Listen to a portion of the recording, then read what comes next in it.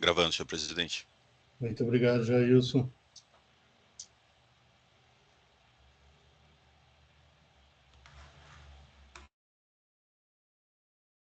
Muito bom dia a todos. Estamos iniciando a sessão de julgamento da Terceira Câmara Julgadora do Tribunal de Impostos e Taxas do Estado de São Paulo. Hoje é dia 7 de maio de 2025. Sejam todos bem-vindos. Nós teremos uma sustentação oral hoje. É o processo da Etia do Brasil. Patrono doutor Antônio Pola, que está presente. Eu sou o relator. Minutinho, doutor.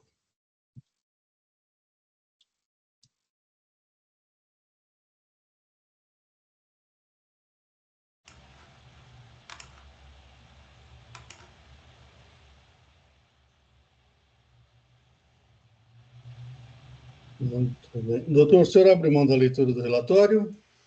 Sim, excelência. Muito obrigado. Aqui é um recurso misto, recurso de ofício e recurso ordinário. Interposto em face da decisão monocrática que julgou parcialmente procedente o item o AIN. Foram julgados improcedentes itens 1, 2 e 3 e procedentes os itens 4 e 5 do AIN. O recurso de ofício refere-se aos itens 1, 2 e 3. Tem um barulho aí, alguém está com o microfone aberto, doutora Mara.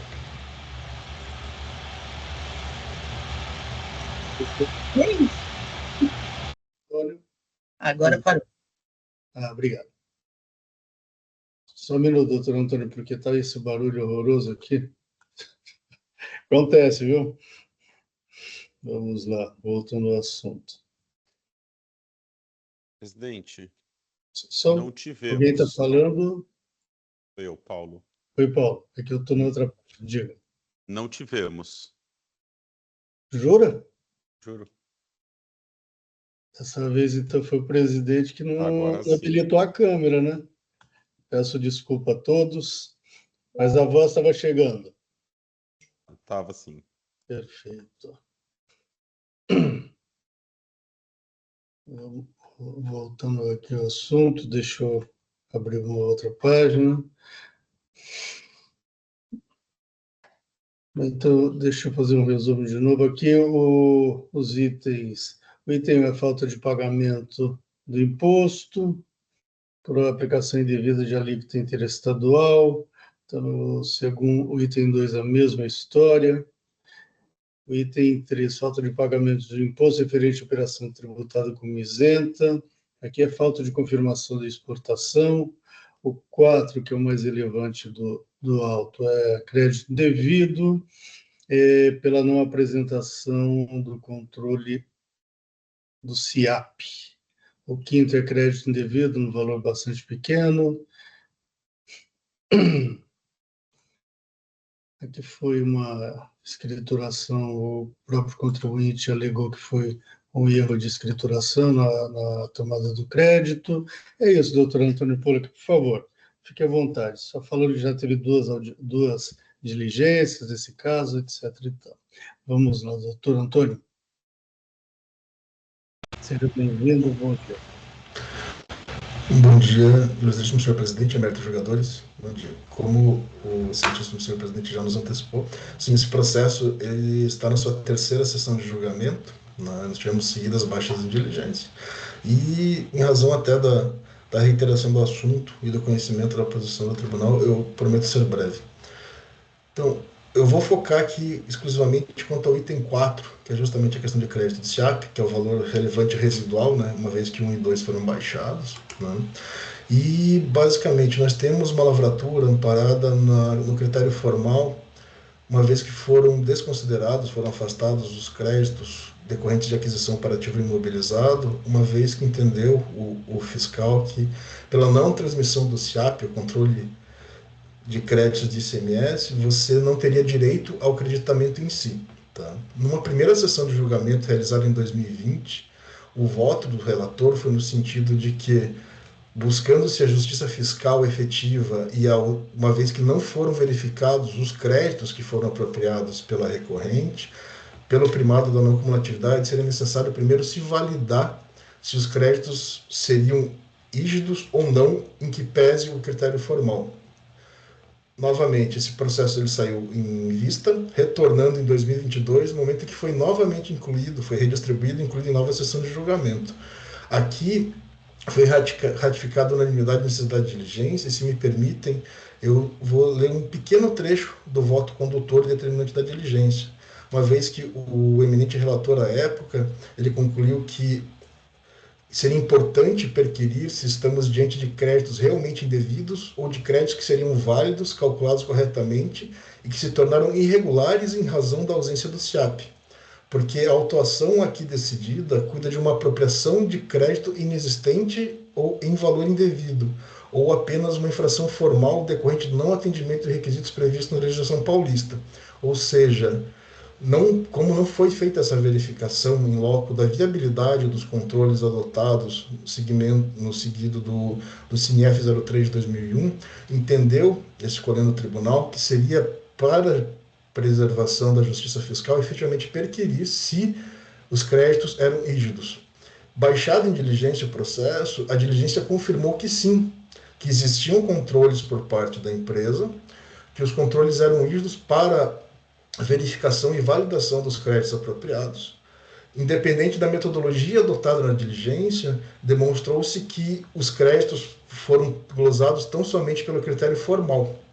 Adentrando ao mérito da diligência à época, inclusive a recorrente se manifestou no feito, manifestação que acabou não sendo conhecida não foi analisada pela autoridade responsável pela diligência, uma vez que foram apontados inúmeras irregularidades na metodologia adotada. Primeiro ponto, a diligência confirmou a viabilidade do controle e confirmou 50% dos créditos apropriados, ou seja, um valor elevado de 405 mil. Porém, na diligência, você teve um erro de metodologia, no sentido de que, primeiro, você teve uma desclassificação, uma classificação indevida de componentes, como componentes de partes e peças do ativo, ou seja, não houve o cumprimento da decisão normativa CAT 1 de 2000.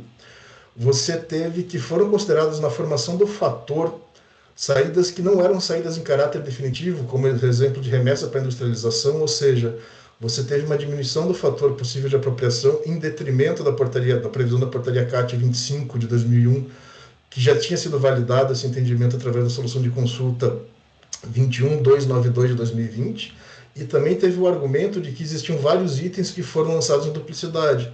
Porém, demonstrou-se documentalmente, em resposta à diligência, que, na verdade, estava-se diante de várias aquisições do mesmo item, ou seja, não existe uma apropriação em duplicidade do item, mas existem aquisições equivalentes do mesmo item em períodos próximos.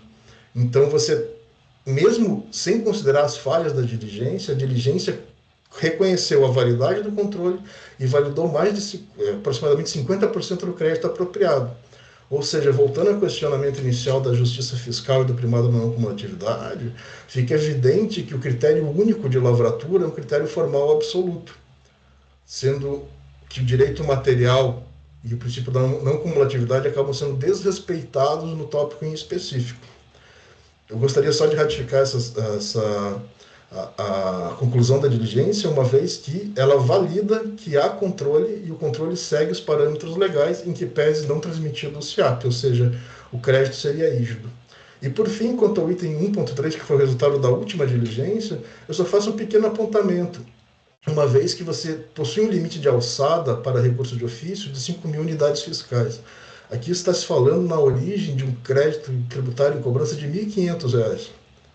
A autoridade administrativa expressamente, no recurso de ofício, declinou do recurso do item 1.1 e do 1.2, ou seja, está-se diante de um recurso de ofício para a reversão de um crédito tributário que não alcança o limite de alçada visto isoladamente, uma vez que expressamente no recurso de ofício foi manifestado interesse de recurso parcial, ou seja, o recurso tão somente sobre a parcela de R$ 1.500 no valor histórico. Eu agradeço pela atenção de Vossas Excelências e peço o provimento do recurso na parte que caber. Obrigado. Muito obrigado, doutor. Doutor Tortello, tem pedido de sustentação oral da representação fiscal. Eu registrei como feito, eu lhe concedo a palavra, depois a gente passa das perguntas. Eu abro mão, senhor Ok. presidente. Obrigado. Muito obrigado. Eu não tenho questionamentos, doutor Antônio. Doutora Márcia, a senhora tem algum questionamento ao patrono? Não, não. Muito obrigado. Doutor Tortello? Também sem questionamento, senhor presidente. Obrigado. Muito obrigado. Doutor Alexandre? Também não, presidente. Muito obrigado. Doutor Paulo? Nenhum questionamento, presidente. Muito obrigado. Doutor Antônio, nessa Câmara a gente costuma antecipar o voto aos membros da Câmara. E a doutora Mara já havia sinalizado que iria pedir vistas. Doutora Mara, meu voto já está registrado, seu pedido também foi feito, certo? Então, estou concedendo vista à doutora Mara, e no retorno a gente faz os debates, ok? Para abreviar nosso tempo de hoje. Perfeito. Fico no aguardo da nova inclusão em pauta. Muito obrigado. Até o retorno. Adeus, um bom dia, uma boa sessão aos eméritos jogadores. Doutora Mara, concedido a vista, então estou encerrando o julgamento por hoje. Obrigado.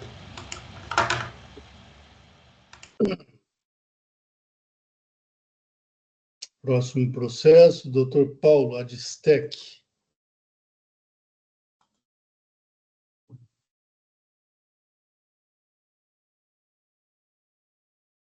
Segundo só.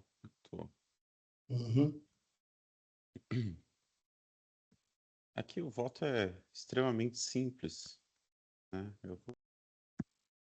O relatório é longo, porque esse processo foi e voltou, mas o voto lá no item 23, ele fala nos votos, manifestação da PGE, folhas 850 e 905, informando de decisão liminar desfavorável à Fazenda Pública no processo judicial, processo digital número tal, impetrado pela autuada contra o físico relativo aos AINs 4142789, presente AIN, e o outro AIN. O parágrafo 1º do artigo 30 da Lei 13457 informa que a propositura de ação judicial importa na renúncia ao direito de litigar no processo administrativo tributário. Em análise da inicial do processo judicial, que está às folhas 853 e 900, vislumbro que não há matéria distinta entre o contencioso administrativo e o processo judicial. Assim, o recurso ordinário da autuada perde seu objeto, é disposto não conheço do recurso ordinário. Assim que eu voto, presidente. Estou registrando aqui. Em discussão, representação fiscal. Nada a acrescentar, senhor presidente. Obrigado. Perfeito, doutora Mara. Acompanho. Obrigado. Doutor Alexandre.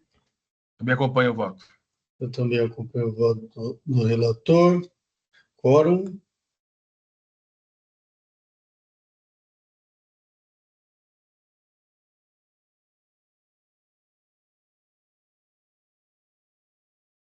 Em votação.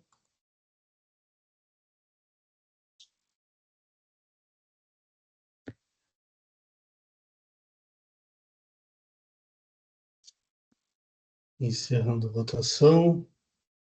Encerrando o julgamento.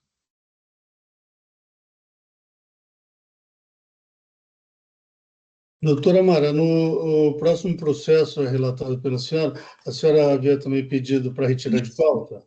Isso. Pode pôr para mim, porque eu faço de manhã e já te passo à tarde para você colocar em pauta. Tá certo? Tá, eu devolvo para o relator, então. Isso. Devolve para mim que eu já faço e já coloco ele de novo para a pauta. Perfeito. Tá bom? Mas eu acho que não consegue encaixar para a pauta semana que vem, né? Não, consegue, é hoje. A pauta tem que mandar hoje. Consegue. É que eu não sei, ele aparece para você? Fiquei só com medo de sistema dele só aparecer para você registrar amanhã. Não sei, se ele puser agora, eu posso ver se está no... Se voltou para mim. Geralmente consegue, viu, Paulo? Já aconteceu em outros casos. Ótimo. Se votar para o relator, disponibiliza de novo. Se votar para a pauta, acho que já fica também disponível. Qual que você preferia, doutora Mara? Não, volta para mim que eu quero ter acesso no processo para poder copiar eventualmente, se tiver que copiar alguma decisão, qualquer coisa assim. Processo devolvido para a relatora. Obrigada. Bom, com isso concluímos a nossa pauta de hoje. Estamos encerrando a sessão de julgamento da terceira Câmara Julgadora do Tribunal de Impostos e Taxas do Estado de São Paulo. Hoje é 7 de maio de 2025. Muito obrigado a todos que nos acompanharam. Até uma próxima e um bom dia. Jailson, podemos encerrar a